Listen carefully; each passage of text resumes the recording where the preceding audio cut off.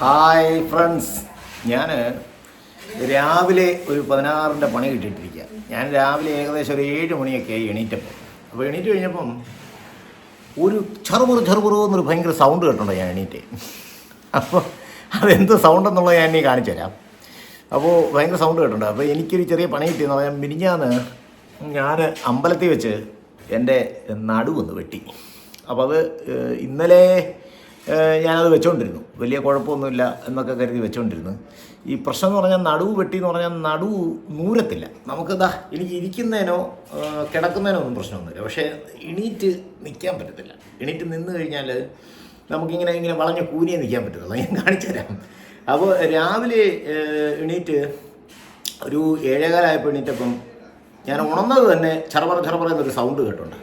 അപ്പോൾ ഞാൻ നോക്കി കഴിഞ്ഞപ്പോഴത്തേനും നമ്മുടെ വീടിൻ്റെ തൊട്ട് അടുത്തുള്ള ഒരു വസ്തു അവിടെ ഈ മതിൽ കെട്ടിയിട്ടുണ്ടായിരുന്നു. അപ്പോൾ അതെനിക്കൊന്നൊരു 3-4 മാസത്തിന് മുമ്പ് നേരത്തെ ഒരു വലിയ മഴ പെയ്ത സമയത്ത് അത് കംപ്ലീറ്റ് ഇടിഞ്ഞ് ടക്കെന്ന് പറഞ്ഞ ദിവസം രാത്രി താഴെ പോയി നമ്മുടെ വീടിൻ്റെ സൈഡിലെ ഭിത്തി നിറച്ച് ഈ വെള്ളമൊക്കെ തെറിച്ചു. നമ്മുടെ ഭിത്തിയിലോട്ടൊന്നും വീണിട്ടില്ല, വെള്ളമൊക്കെ തെറിച്ചു. പക്ഷേ നമുക്കോ നമ്മുടെ ആ പറമ്പിലുള്ള ആ മതിലിനോ അല്ലെങ്കിൽ വീടിനോ ഒന്നും യാതൊരു ദോഷവും പറ്റിയില്ല. പക്ഷേ ആ മതിൽ ഇടിഞ്ഞിഞ്ഞ് താഴെ പോകും.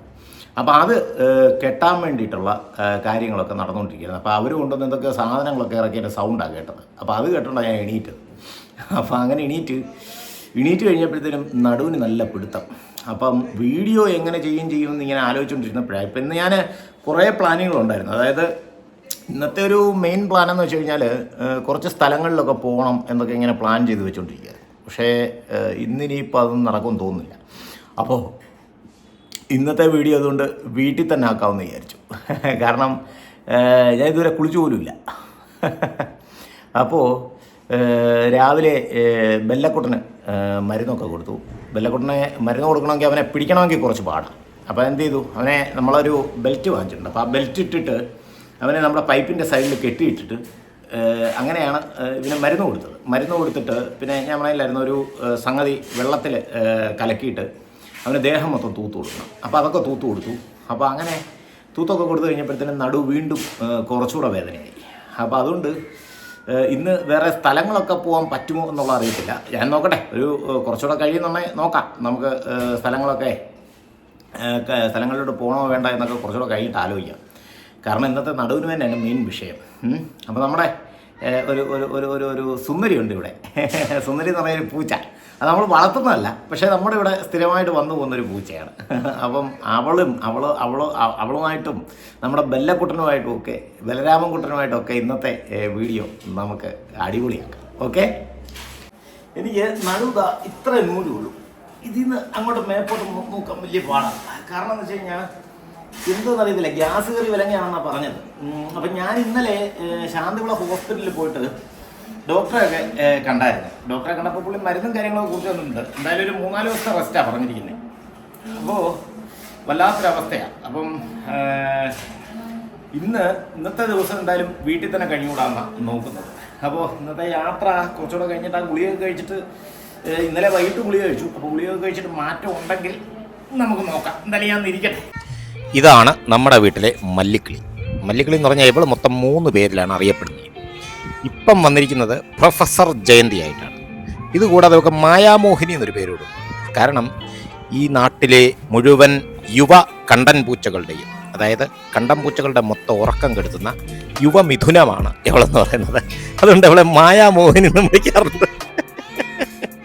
നല്ല ചുന്നരി പൂച്ചയാണ്. ഇപ്പം കിടന്ന് അലച്ചോണ്ടിരിക്കുന്നവർക്ക് ആഹാരം കിട്ടാറായി, അതിന് വേണ്ടിയിട്ടാണ്. അതുകൊണ്ട് ഇപ്പം ഇവളുടെ പേര് പ്രൊഫസർ ജയന്തി എന്നാണ്. അപ്പം ഇങ്ങനെ അലച്ചോണ്ടിരിക്കും. നമുക്ക് ആഹാരം ഇവക്ക് കിട്ടുന്നിടം വരെ അവൾ ഈ അലം തുടർന്നുകൊണ്ടേയിരിക്കും. അപ്പോൾ ഇതാണ് ഞാൻ പറഞ്ഞ പണി നടക്കുന്ന സ്ഥലം. നമ്മുടെ വീടിൻ്റെ തൊട്ടടുത്തായിട്ടാണ്. ഇത് ഒരു 2-3 മാസത്തിന് മുമ്പ്, 2-3 മാസമല്ല, എനിക്കൊന്നൊരു 3-4-5 മാസമായെന്ന് തോന്നുന്നു, മുമ്പ് ഭയങ്കര ഒരു മഴ സമയത്ത് ഇതെല്ലാം കൂടി ഇടിഞ്ഞിഞ്ഞ് താപ്പോട്ട് വീണു കേട്ടോ. അതൊരു ഭയങ്കര കാഴ്ചയായിരുന്നു. കാരണം രാത്രി ഞാനിങ്ങനെ കിടന്ന് ഉറങ്ങുന്ന സമയത്ത് പൊട്ടോന്നൊരു സൗണ്ട് കേട്ടു. ഭയങ്കരമായിട്ട് ഈ വെള്ളത്തിലൊക്കെ വലിയ പാറക്കല്ലിടുമ്പം ഉണ്ടാകുന്നൊരു സൗണ്ട് ഉണ്ടല്ലോ, അതുപോലെ ഒരു സൗണ്ട് കേട്ടു. നമ്മുടെ വീടുമായിട്ട് ഇതാ ഇത്ര ഡിസ്റ്റൻസേ ഉള്ളൂ, കണ്ടില്ലേ. പക്ഷേ നമുക്ക് എന്തായാലും കുറേ ചെളിയൊക്കെ തെറിച്ച്, ആ വെള്ളത്തിൽ നിന്നുള്ള ചെളിയൊക്കെ തെറിച്ചതല്ലാതെ വീടിനൊന്നും വലിയ കേടുപാടൊന്നും പറ്റിയിട്ടില്ല. അപ്പോൾ അങ്ങനെ മൊത്തം കൂടെ മണ്ണ് കൊണ്ടൊന്ന് ഇരുത്തി അതെല്ലാം കൂടെ താഴെ വീണ് ആകെ താറുമാറായി കിടക്കുക. പിന്നെ ഉള്ളൊരു ചെറിയൊരു പ്രശ്നം എന്ന് പറഞ്ഞു കഴിഞ്ഞാൽ ഭയങ്കര പൊടിയായിരുന്നു. അപ്പം ഈ മഴയൊക്കെ കഴിഞ്ഞിട്ട് ഉണക്കൊക്കെ ആയപ്പോഴത്തേനും നമ്മുടെ വീട്ടിൽ ഇരിക്കാൻ പറ്റാത്തുള്ള പൊടിയാണ്. കാരണം ഇവിടെ ഈ മണ്ണ് ഇളകി കിടക്കുന്നുണ്ട്, ഈ നല്ല പൊടിയുള്ള മണ്ണാണ്. അപ്പോൾ അങ്ങനെ എന്തായാലും ഇപ്പം അതിൻ്റെ പണി വീണ്ടും പുനരാരംഭിച്ചിട്ടുണ്ട്. നമ്മുടെ ഒരു അപ്പുറത്തുള്ളത് നമുക്കറിയാവുന്നൊരു സാറിൻ്റെ തന്നെ ഈ പ്രോപ്പർട്ടി. അപ്പോൾ അത് വീണ്ടും പുനരാരംഭിച്ചിട്ടുണ്ട്. കണ്ടില്ല, കമ്പിയൊക്കെ ഇട്ടിട്ട് ഇത് കോൺക്രീറ്റ് ചെയ്തെടുക്കുക. നേരത്തെ ഇങ്ങനെ കോൺക്രീറ്റ് ചെയ്തെടുക്കുമായിരുന്നു. എനിക്ക് തോന്നുന്നു അന്ന് ഈ കോൺക്രീറ്റ് ചെയ്ത സമയത്ത് ഇടകളിൽ ഈ ഹോള് കൊടുത്തില്ല. ചെറിയ ചെറിയ ഹോള് കൊടുത്തിരുന്നെങ്കിൽ ഈ വെള്ളം ആ ഹോളിൽ കുടുങ്ങി വെളിയിൽ പോകുന്നതിനും. പക്ഷേ അങ്ങനെ ഹോള് കൊടുക്കാത്തതുകൊണ്ട് കംപ്ലീറ്റ് ഇടിഞ്ഞ് താപ്പോട്ട് വീണു. ഇനിയിപ്പോൾ അങ്ങനെ ഹോളൊക്കെ കൊടുത്തായിരിക്കാം പണിയുന്നേ. കണ്ടില്ലേ, വാനം എടുത്ത മണ്ണും ഒക്കെ ഇട്ടിരിക്കുക. ഇനിയിപ്പോൾ വാനം എടുത്തിട്ട് അതിൻ്റെ അടിയിൽ നല്ല രീതിയിൽ ബെൽറ്റ് വാർത്ത് നല്ല രീതിയിൽ അതിന് ചെയ്യാൻ പോകുന്നതെന്നാണ് കേട്ടത്. കണ്ടില്ലേ, അങ്ങനെ വലിയൊരു ട്രാജഡി നടന്ന ഒരു സ്ഥലമാണ്. അപ്പോൾ അതിൻ്റെ പണിക്കാരാണ് കഴിഞ്ഞ ദിവസം കൊണ്ടുവന്ന് ഈ മണ്ണും ഈ രാവിലെ കൊണ്ടുവന്ന സാധനങ്ങളൊക്കെ ഇറക്കിയത്. അങ്ങനെ നമ്മുടെ ചെല്ലക്കിളി കട്ടിലിനിടയിൽ സ്ഥാനം പിടിച്ചിട്ടുണ്ട്. സുഖമായിട്ട് ആശാൻ കിടന്ന് ഉറങ്ങുക. വെളിയിൽ നല്ല ചൂടാണെന്ന് തോന്നുന്നു, അതുകൊണ്ടായിരിക്കും ആശാൻ അകത്ത് കയറി കിടന്ന് ഉറങ്ങുന്നത്. ടൈലിലൊക്കെ നല്ല തണുപ്പല്ലേ. പാവം കിടന്ന് സുഖമായിട്ട് കിടന്ന് കട്ടിലിനടി കിടന്ന് ഉറങ്ങുക. ഞാനെന്നാൽ അവൻ്റെ കുറച്ചു നേരം കളിക്കാമെന്നൊക്കെ വെച്ചാൽ ഞാനിങ്ങനെ അവനെ തപ്പി നടക്കുമായിരുന്നു. അപ്പം ആശാൻ്റെ അനക്കം ഒന്നും കേൾക്കുന്നില്ല. അപ്പം ഇങ്ങനെ തപ്പി തപ്പി നടന്നപ്പോൾ ദാണ്ട കട്ടിലിനടി വന്ന് കിടപ്പുണ്ട്. അടിപൊളി. ചെല്ലക്കളി അങ്ങനെ ഉറക്കമൊക്കെ കഴിഞ്ഞ് എണീറ്റിട്ടുണ്ട്. ഇങ്ങനെ കളിക്കാനുള്ള തയ്യാറെടുപ്പിലാണെന്ന് തോന്നുന്നു. നോക്കട്ടെ. ബെല്ലക്കുട്ടൻ അങ്ങനെ വീണ്ടും കിടപ്പ് തുടങ്ങി. അവനെ ഇന്നലെ രാത്രി മൊത്തം പെരയ്ക്കകത്ത് കയറ്റിയിട്ടില്ല. അപ്പോൾ അതിൻ്റെ ഒരു വിഷമത്തിൽ ഇന്നിപ്പം പെരയ്ക്കകത്ത് കയറി കിടക്കുക. രാത്രിയിൽ കൂടിനകത്ത് കയറാത്തതുകൊണ്ട് കൂടും തുറന്നു വിട്ടില്ല, അവനെ വെളിയിലോട്ടും വിട്ടില്ല. കൂടും തുറന്നു വിട്ടില്ല, അവനെ അകത്തും കയറ്റിയില്ല. അപ്പോൾ ആശാൻ ഇന്നലെ മൊത്തം വെളിയിൽ തന്നെ കിടന്നത്. അപ്പോൾ അതിൻ്റെ ഒരു വിഷമത്തിന് ഇന്നങ്ങോട്ട് വാതിൽ തുറന്നപ്പോൾ തന്നെ ആശാൻ ചാടി പെരയ്ക്കകത്ത് കയറിയതാണ്. ഇതുവരെ ആശാൻ വെളിയിൽ പോയിട്ടില്ല. ആശാൻ എന്നോട് പിണങ്ങി കിടക്കുവാന്ന് തോന്നുന്നു കേട്ടോ. അനങ്ങുന്നില്ല, അവിടെ തന്നെ കിടക്കുക. എണീറ്റ് ഓടി വരുന്നുണ്ട്. ഇനിയിപ്പോൾ ഫുൾ അവൻ്റെ കളിയാ. കണ്ടില്ലേ, ചട്ടമ്പിത്തരത്തിന് ഒരു കുറവുമില്ല ഇപ്പോഴും.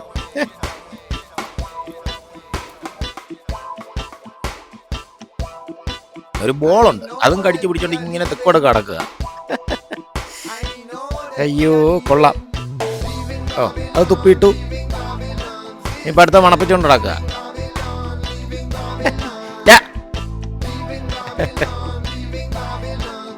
അവിടെ അപ്പുറത്തെ പണിയൊക്കെ നടക്കുന്നുണ്ട്. അതിന്റെ സൗണ്ടും കേട്ടുണ്ട്. ആശാൻ ഇങ്ങനെ വെപ്രാളം പിടിച്ച് നിൽക്കുക. അവളന്നേ വന്ന് കഥവ് അങ്ങനെ. അപ്പം അതുകൊണ്ട് ഞങ്ങൾക്ക് അകത്തും കയറാൻ പറ്റില്ല, ഒരു നിവൃത്തിയില്ലാത്ത രീതിയിൽ ഇങ്ങനെ നിൽക്കുക. പേടിച്ചിട്ടാണ് കളിക്കാനും വയ്യ. ടങ്കടക്കടടങ്.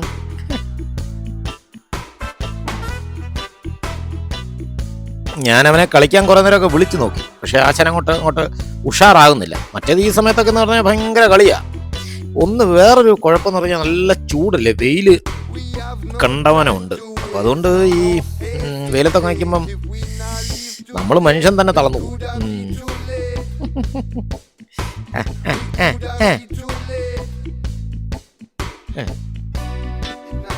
കണ്ടില്ലേ, അവിടെ ഇങ്ങനെ പരവേശപ്പെട്ട് വെപ്രാളം പിടിച്ച് നടക്കുക അങ്ങോട്ടേക്കും. എങ്ങനെങ്കിലും ആരെങ്കിലും ഞങ്ങളെ കഥ ഓർന്ന് അകത്ത് കയറ്റോന്നും പറയണ്ട നടക്കുന്നത്. ഞങ്ങൾക്കിങ്ങനെ വെളിയിൽ നടക്കാൻ വയ്യേ, ഞങ്ങളെ എത്രയും പെട്ടെന്ന് പെരയ്ക്കകത്ത് കയറ്റോന്നും പറയണ്ട ആശാന്റെ നടപ്പ്. അയ്യോ സത്യം, ഇവിടെ എനിക്ക് പോലും ഇരിക്കാൻ വയ്യ കേട്ടോ, അത്രയ്ക്ക് ചൂടാണ്.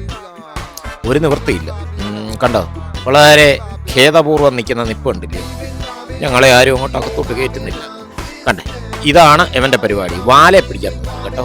ഇവനെ വേറൊരു കോമഡി ഉണ്ട്. നാളെ ഇങ്ങനെ വാലെ പിടിക്കാൻ നോക്കി കിടന്ന് വട്ടം കറങ്ങി അവസാനം തല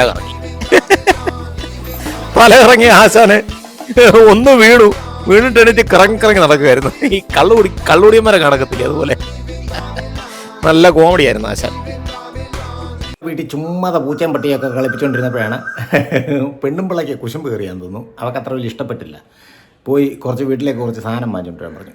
അപ്പോൾ നമുക്ക് പോയി കുറച്ച് സാധനം വാങ്ങിച്ചുകൊണ്ടിരാം. അപ്പോൾ പോകുന്ന വഴിക്ക് നമ്മളെ റെയിൽവേ സ്റ്റേഷനിൽ കുറേ പണി നടക്കുകയെന്ന് പറഞ്ഞു. അപ്പോൾ അതിൻ്റെ റെയിൽവേയുടെ വികസനവും കാര്യങ്ങളൊക്കെ നടന്നുകൊണ്ടിരിക്കുക.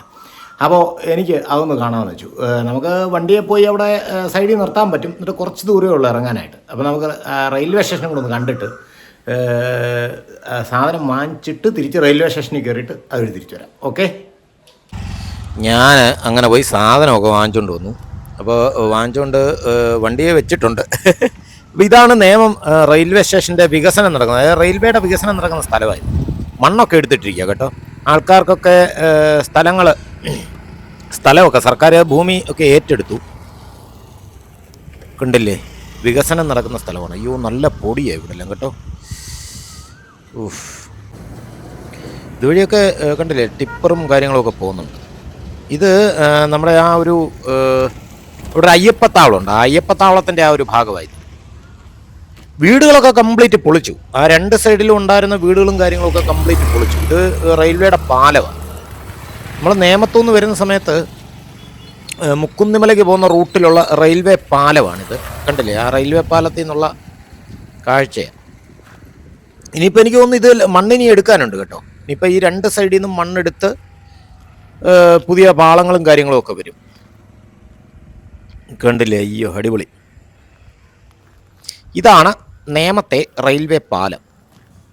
ഇത് മാത്രമൊന്നുമല്ല, ഇങ്ങനെ ഒരു 2-3 പാലങ്ങളുണ്ട്. അപ്പം നമുക്ക് റെയിൽവേ സ്റ്റേഷൻ്റെ അവിടോട്ടൊന്ന് പോവാം. നമുക്ക് ഈ പണിയുടെ പിന്നെ പുരോഗതിയും കാര്യങ്ങളൊക്കെ നമുക്കൊന്ന് കാണാം. പിന്നെ എന്നെ ബോധിപ്പിച്ചിട്ടില്ലേ അവന്മാർ പണിയുന്നു. എന്നാലും പണിയൊന്ന് കാണാൻ വേണ്ടിയിട്ട് പോകാം കേട്ടോ. അയ്യോ, ഇവിടെ നിറച്ച് പൊടിയാ, നല്ല മണ്ണിൻ്റെ പൊടിയാ. മണ്ണിൻ്റെ പൊടിയുണ്ട്, എരിയാണി വെയിലുമായി. എന്നാ ചൂടെന്നറിയാവോ. അയ്യോ, ഞാനേ കുടയും കാര്യങ്ങളൊന്നും എടുത്തില്ല. ചെരുപ്പിട്ടിട്ടുണ്ട്. അതുകൊണ്ട് അവിടെ നിന്ന് ഒരു ലോറി ഇറങ്ങി വരുന്നുണ്ട് കേട്ടോ. എന്തോ ഒരു ഇത് മറ്റേ മിക്സർ മെഷീൻ്റെ ലോറിയാ കേട്ടോ. അടിപൊളി. ഇപ്പോൾ വർക്ക് നടക്കുന്നതിൻ്റെ ഭാഗമായിട്ട് ഇറങ്ങി വരുന്നതാണ്. നമുക്ക് റോഡിൻ്റെ ഒരു സൈഡിലോട്ട് ഒതുങ്ങി നിന്നേക്കാം. ഇനി ചിലപ്പോൾ പണി ഇന്ന് തന്നെ പൊടി കുളിപ്പിക്കും. ഇത് മിക്സർ മെഷീനാണ് കേട്ടോ. അടിപൊളി കേട്ടോ. അയ്യോ, അതുകൊണ്ട് അവിടെ നിന്ന് ഒരു JCB ഇങ്ങോട്ട് കയറി വരുന്നുണ്ട് കേട്ടോ.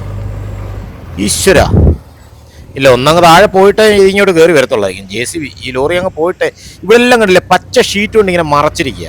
അവിടെ ഒരു ചെറിയ പൂന്തോട്ടം പോലൊക്കെ ഉണ്ടാക്കി വെച്ചിട്ടുണ്ട്. പക്ഷേ അതൊക്കെ ഈ പച്ച ഷീറ്റ് വെച്ച് മറച്ചിരിക്കുക. കാരണം ഈ പൊടിയാ പ്രധാന കാരണം. ഇവിടെ ഭയങ്കര ഈ വേനലായതുകൊണ്ടേ പൊടിയുടെ ശല്യം ഭയങ്കരമാണ്. അവരെ എനിക്കൊന്ന് തറയൊക്കെ നനച്ചിട്ടുണ്ട് ഈ പൊടി പറക്കാതിരിക്കാൻ വേണ്ടി. അടുത്തുള്ള വീട്ടുകാരൊക്കെ ബഹളം ഉണ്ടാക്കുന്നതിനായിരിക്കാം. അതുകൊണ്ട് അവിടെ ആ ടിപ്പർ പിന്നെ JCB ചേട്ടനും അവരുമായിട്ട് എന്തൊക്കെയാണ് സംസാരിച്ചുകൊണ്ടിരിക്കുക. JCB അങ്ങനെ ആ ലോറി അങ്ങോട്ട് ഇറങ്ങിയപ്പോൾ ഇനി JCB ഇങ്ങോട്ട് കയറി വരുക. എന്തൊക്കെയോ അവിടെ ഈ പണി നടക്കുന്ന സാധനങ്ങളാണ് JCBയുടെ ഫ്രണ്ടിൽ വരും. അടിപൊളി. അങ്ങനെ ലോറി താഴെ ഇറങ്ങി ചെന്നു. ഒരു സമയത്ത് ഒരു വണ്ടിക്ക് പോകാൻ പറ്റും. JCB അങ്ങനെ മേപ്പോട്ട് അതും കൂടെ പോട്ടെ, എന്നിട്ട് നമുക്ക് താഴെ ഇറങ്ങാൻ പറ്റും. അയ്യോ, ഇവിടെ പൊടിയെന്നും പറഞ്ഞാൽ പോരാ, ആ ലോറിയിൽ നിന്ന് എന്തൊക്കെ സാധനങ്ങൾ വെളിയിറക്കി വെക്കുന്നുണ്ട് കേട്ടോ. എന്താണോ എന്തോ, പൊടിയെന്നും പറഞ്ഞാൽ പോരാ, അന്യായ പൊടിയാണ് ഇവിടെ കേട്ടോ. ഒരു നിവർത്തിയില്ല. അയ്യോ,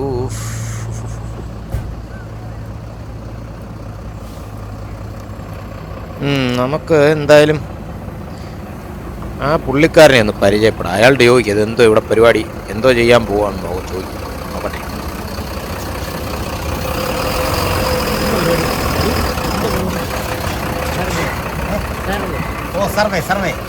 ഹായ്, നമ്മളിപ്പോൾ ഇങ്ങനെ നേമത്തെ വികസന പ്രവർത്തനങ്ങളെക്കുറിച്ചൊക്കെ ഇങ്ങനെ നോക്കി വരുന്ന സമയത്ത് നമ്മുടെ ചേട്ടന് സർവേയുമായിട്ട് ബന്ധപ്പെട്ടാണ്. കണ്ടില്ലേ, ഈ സർവേയുടെ സാധനങ്ങളൊക്കെ അതാ ഇവിടെ ഇരിക്കുന്നത്.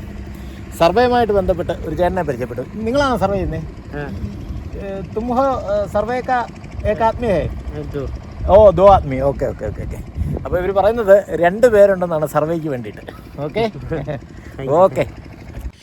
അപ്പോൾ പുള്ളിക്കാരൻ ഇങ്ങനെ സർവേക്ക് വേണ്ടിയിട്ട് വന്നതാണ്. അപ്പം സർവേയുടെ സാധനങ്ങളൊക്കെ അവിടെ ഇറക്കി വെച്ചത്. ഇവിടെ നേമത്തെ 2 ഭാഗത്തും ഭൂമി ഏറ്റെടുത്തു. ഈ ഭൂമി ഏറ്റെടുത്തിട്ട് ഭൂമി ഏറ്റെടുത്ത ആൾക്കാർക്കൊക്കെ പിന്നെ അതിന് വേണ്ടുന്ന പൈസയും കാര്യങ്ങളൊക്കെ കൊടുത്തു. പിന്നെ ഇപ്പോൾ വികസനത്തിൻ്റെ പാതയിലേക്കാണ് നേമം. സത്യം പറഞ്ഞ ഒരു വൻ കുതിപ്പാണ് കേട്ടോ. വികസനത്തിൻ്റെ ഒരു കുതിപ്പ് തന്നെയാണ് ഇവിടെ നടക്കാൻ പോകുന്നത്. കാരണം ഇതിപ്പോൾ ശരിക്കും പറഞ്ഞാൽ നേമം എന്ന് പറയുന്നത് നോർത്ത് സൗത്ത് റെയിൽവേ സ്റ്റേഷനായിട്ടും അവിടെ ഒരു ഒരു ഒരു പട്ടിയുണ്ട വീട്ടിൽ വളർത്തുന്നതാണെന്ന് തോന്നുന്നു കേട്ടോ. അവൻ്റെ ഇരിപ്പ് അയ്യടാ, ആ മണ്ണിനകത്ത് കിടന്ന് കളിക്കാൻ നല്ല സുഖം. അതിനാണ് ഇറങ്ങി കിടക്കുന്നത്. അപ്പോൾ ആഹാ അതെന്നെ കണ്ട് കുരയ്ക്കുന്നു. അപ്പോൾ ഇതെന്ന് പറയുന്നത് നേമം എന്ന് പറയുന്നത് സൗത്ത് സ്റ്റേഷനായിട്ടും മറ്റേത് അതായത് കൊച്ചുവേളി എന്ന് പറയുന്നത് നോർത്ത് സ്റ്റേഷനായിട്ടുമാണ് ശരിക്കും പറഞ്ഞാൽ വരാൻ പോകുന്നത്. കൊച്ചുവേളി ഓൾറെഡി വികസിപ്പിച്ചിട്ടുണ്ട്, ഇനി അവിടെ വികസനം ഉണ്ടെന്നാണ് അറിയുന്നത്. പക്ഷെ നേമത്ത് ശരിക്കും പറഞ്ഞാൽ വൻ വികസനമാണ് വരാൻ പോകുന്നത്. ഇവിടം സൗത്ത് റെയിൽവേ സ്റ്റേഷൻ ആക്കുന്നതോടുകൂടി ശരിക്കും നമ്മുടെ ഇതുണ്ടല്ലോ, നമ്മുടെ സെൻട്രൽ സ്റ്റേഷനിൽ തിരുവനന്തപുരം സെൻട്രലിൽ പിന്നെ ശരിക്കും പറഞ്ഞാൽ ഒരു ഷണ്ടിങ് സ്റ്റേഷൻ മാത്രമായിരിക്കും. അവിടെ ട്രെയിനുകൾ ഇട്ടേക്കത്തില്ല, നേമത്തായിരിക്കും മിക്കവാറും ഇട്ടേക്കുന്നത്. അപ്പോൾ അതാണ്ട് അതുവഴി ഒരു ട്രെയിനിൻ്റെ ശബ്ദം കേൾക്കാം കേട്ടോ. അടിപൊളി, ഒരു ട്രെയിൻ വരുന്നുണ്ട്. പാളത്തിലെ ഒരു ട്രെയിൻ വരുന്നുണ്ട്. ഒരു ഒരസുന്ന സൗണ്ട് കേട്ടില്ലേ, കിരോ കിരോ കിരോ എന്ന് കേട്ടോ. ഇവിടെ നിർത്തി കിട്ടുക ഇത്, അടിപൊളി. അതിവിടെ നിർത്തി കിട്ടും കേട്ടോ. എനിക്ക് തോന്നുന്നത് ഈ സമയത്ത് ലോക്കോ പൈലറ്റ് ചേട്ടൻ എന്നോട് ചോദിക്കുക, ഈ വെയിലുമായിട്ട് ഇങ്ങനെ കൈകൊണ്ട് ഇങ്ങനെ ആക്ഷൻ കാണിക്കുന്നു. എങ്ങനെ ചോദിച്ചത് വേറൊന്നുമല്ല, ഈ ഇത്രയും ചൂടത്ത് ഈ വെയിലത്ത് വേറെ പണിയൊന്നുമില്ല എന്നാണ് ചോദിച്ചത്. പുള്ളിക്കറിയത്തില്ലല്ലോ ഞാൻ ഷൂട്ട് ചെയ്യാതെ മനസ്സിലായി. ഇത് കന്യാകുമാരി എക്സ്പ്രസ് കേട്ടോ, KSR ബാംഗ്ലൂർ. ബാംഗ്ലൂർ കന്യാകുമാരി എക്സ്പ്രസ് ആണ് കേട്ടോ. ഈ സമയത്തുള്ള ട്രെയിൻ അതാ, ബാംഗ്ലൂർ കന്യാകുമാരി എക്സ്പ്രസ്സാ. പുള്ളിക്കാരൻ ഞാൻ ഷൂട്ട് ചെയ്യാന്നൊക്കെ മനസ്സിലായി. പക്ഷേ ഈ എരിയാണി വെയിലത്ത് പിന്നെ വന്നൊന്ന് ഷൂട്ട് ചെയ്യുന്നത് പുള്ളി കൈ കൊണ്ട് കാണിച്ചത്. ഇയാൾക്ക് വേറെ പണിയൊന്നുമില്ലയോ എന്നുള്ളതാണ് അങ്ങനെ ചോദിച്ചെൻ്റെ ഉദ്ദേശം. അയ്യോ കണ്ടില്ലേ, ഇവിടെ എന്തോ കലിങ്കിൻ്റെ പണിയാണ്. അവിടെ മോട്ടറൊക്കെ വെച്ചിട്ടേ വെള്ളമൊക്കെ അടിച്ച് വറ്റിക്കുന്നുണ്ട്. എന്തൊക്കെയോ ഗംഭീരമായ പണികളാണ് നടക്കുന്നത്. എന്തായാലും കൊള്ളാം. ഭൂമി ഏറ്റെടുക്കലൊക്കെ കഴിഞ്ഞു. ഇനിയിപ്പോൾ വലിയ താമസമൊന്നും വരത്തില്ല. സത്യം പറഞ്ഞാൽ എത്രയോ വർഷങ്ങൾക്ക് മുമ്പേ നടക്കേണ്ട ചില വികസനങ്ങളാണ് ഇതൊക്കെയെന്ന് പറഞ്ഞാൽ. ഒരു ബുദ്ധിമുട്ടും ഇല്ലാതെ വികസിപ്പിക്കാവുന്നേ ഉള്ളായിരുന്നു. പക്ഷേ അതങ്ങനെ സർക്കാർ തലത്തിലുള്ള ഓരോ നിയമ നടപടികൾ കാരണം ഇങ്ങനെ താമസിച്ച് ഇപ്പം ഇതുവരെ എത്തി. എന്തായാലും ഇനിയിപ്പം നല്ല രീതിയിൽ മുന്നോട്ട് പോകും കേട്ടോ. നല്ല രീതിയിൽ വികസനം മുന്നോട്ട് പോകുന്നതാണ് തോന്നുന്നത്. ഇത് ട്രെയിനിൻ്റെ AC കോച്ചാണ്. അങ്ങനെ നമുക്ക് എന്തായാലും നേമം റെയിൽവേ സ്റ്റേഷനിൽ ഒരു ട്രെയിൻ വന്ന് കിടക്കുന്നതോടെ കാണാൻ പറ്റില്ല. അത് തന്നെ ഭാഗ്യം.